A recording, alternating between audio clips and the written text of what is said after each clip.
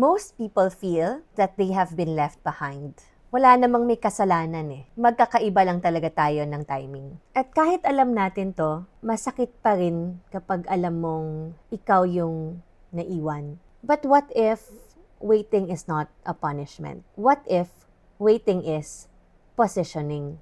Hi, I'm Feline, a teacher, leader, and lifelong learner. Welcome to Filling the Blanks, a space to pause and make sense of life's in-betweens, where purpose, meet patience, and clarity is found in reflection. So take a breath and let's fill in the blanks together. Blankmates, let me ask you something. Have you ever felt like everyone and everything around you is moving, but you are just there? It's like the entire world, or at least the world around you, hit play. But you, bakit parang on pause? You get your phone, you open social media, syempre scroll ka ng konti, makikita mo na bigla yung mga kaibigan mo, may kotse na sila, may bahay na, may asawa na, o kaya engaged na. Yung iba, na-promote na sa work, may business na, at iba-iba pang ventures. In short, may direksyon sila. Ikaw, ba't parang wala?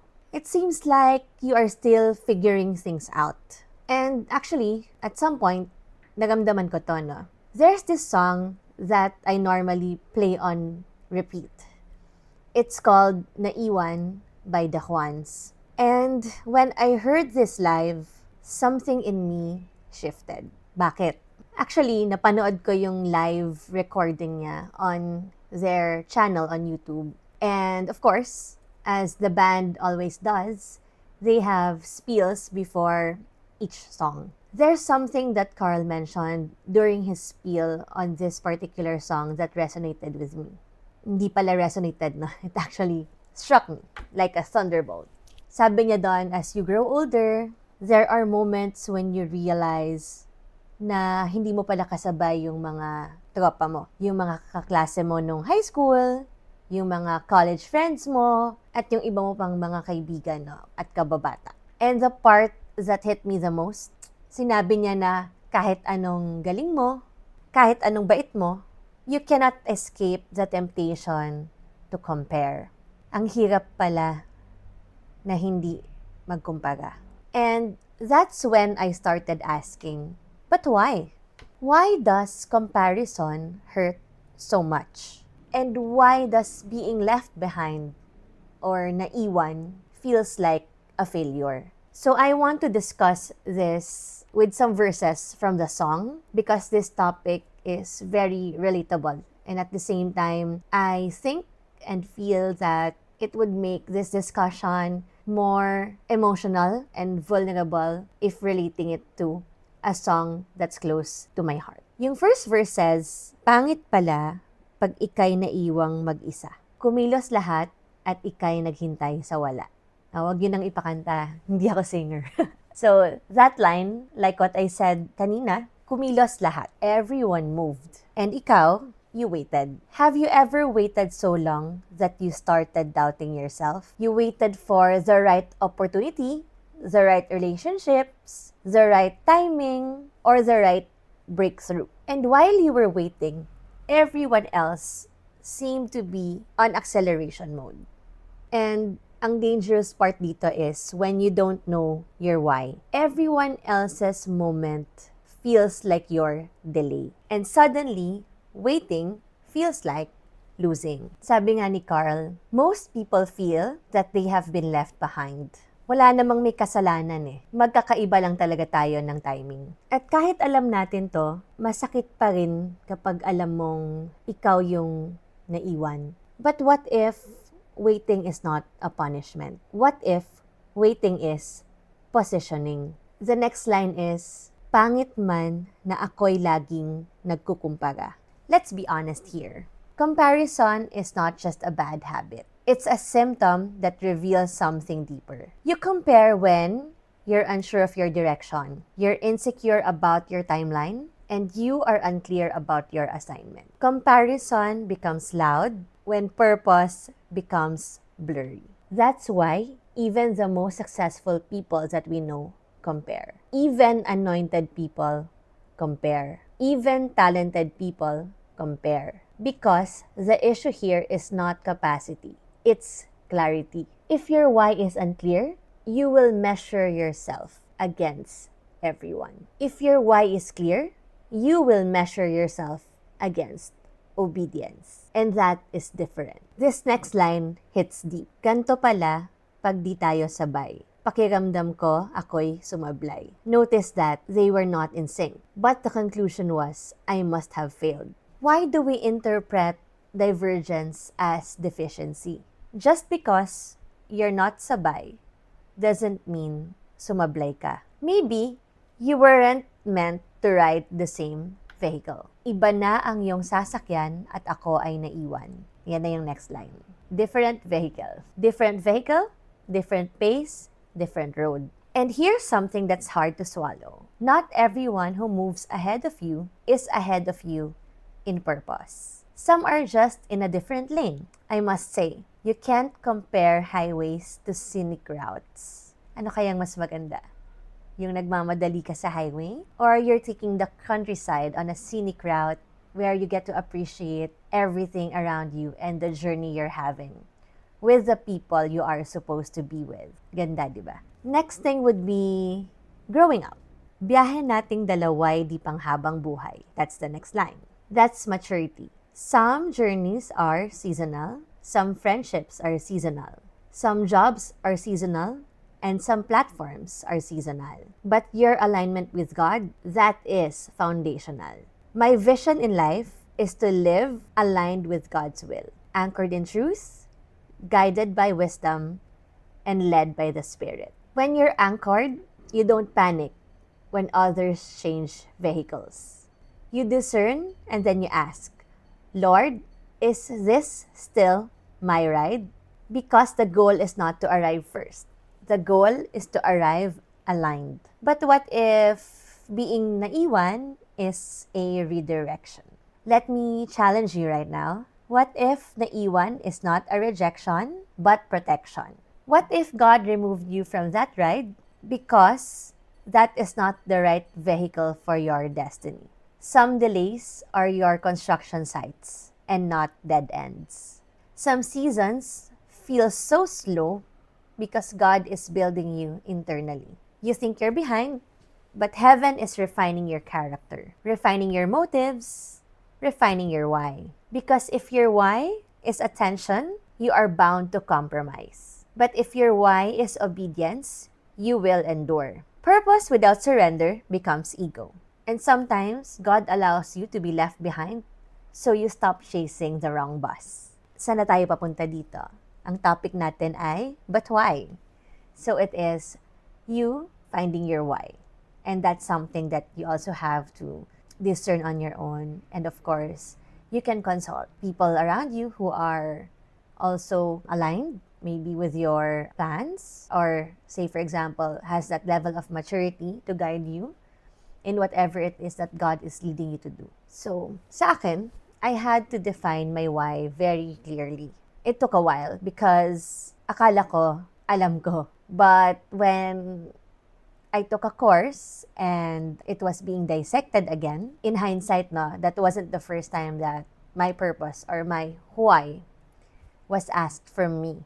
And for the longest time, my why wasn't the foundation, but more so the method on how to get what I wanted, more of a goal. So in defining my why clearly, I was able to come up with a statement. So let me read this to you. My why is to raise others into their God-given purpose by teaching, leading, serving with faith, excellence, and spirit-led wisdom. That means my timeline may not look flashy. It means my growth may look different on the lens of other people or on an outsider's perspective, but I am not called to be first. And at some point, that was a hard pill for me to swallow. Kasi, nung mas bata ako, nasanay ako na, una, hindi dahil bida-bida ka, no? But minsan, oo. Realistic lang tayo, no?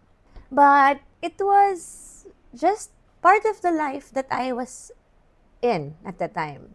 So when I started studying, nagtatop ka sa class, sa level mo, you get certain awards, you get picked to join competitions because you have certain skill sets that are suitable for those competitions. Example, declamation. At some point, I did some dance competition, but it was group dance competitions. At some point, I did some singing, but not the singing that you know about, more so like a backup. No? Kasi compete medyo big groups, like if you're in a club, right? At some point, I also joined Pep Squad, and then I did sports also. So medyo madami tayong nagiging activities while growing up. Dahil competitive yung mundong ginalawan ko, I thought it was a thing for everyone na kailangan nagko-compete ka, kailangan alam mo kung anong ranking mo. Even these days, right, we would look at the charts when we, say for example, want to listen to an artist, titignan mo, ano ba yung mga songs na nasa hit chart na. Yun yung una mong pakikinggan.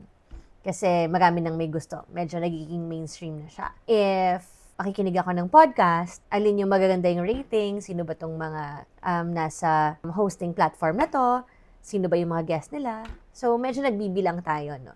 And, hindi naman laging ganun ng mundo.